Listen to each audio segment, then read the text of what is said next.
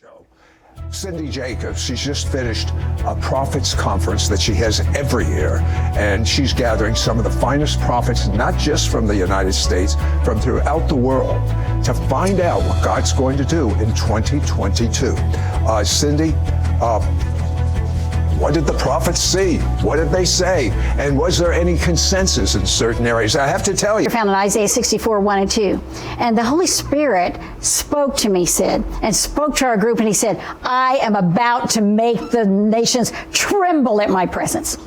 Right. Yeah, but so over and over, listen, 2022, God is going to make his name famous. It's like brush fires being set all over the world. And Satan can't stop it out fast enough. Like we had one of our prophets in Canada, and she showed videos of a pastor just being arrested for allowing his people to sing. Even in the U.S., and I'm sure you recognize this, I know you're watching from all over the world, it'll happen for you. And that there's going to be conflicts, it could be war. I have been prophesying for some time that China would arise. In fact, the Lord spoke a word to me that the COVID was a Chinese Pearl Harbor.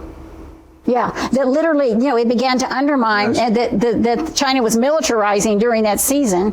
Korea, Vietnam, and Japan, and then the world if we declared détente. That's a very interesting word. I think that there's going to be seasons as the nations are trembling. So it's just, listen, you're just going to have to hear the word of the Lord for what God is saying for you and your nation. Who would have guessed some of the nations like Canada?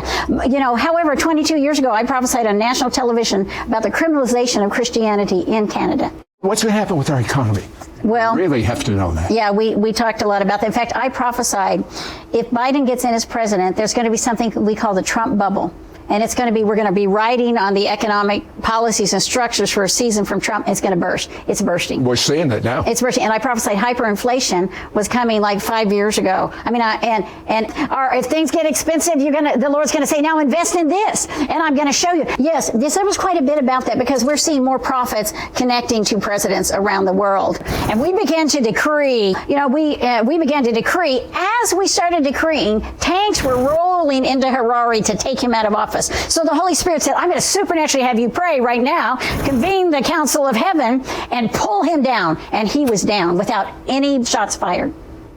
I'll tell you what, Cindy.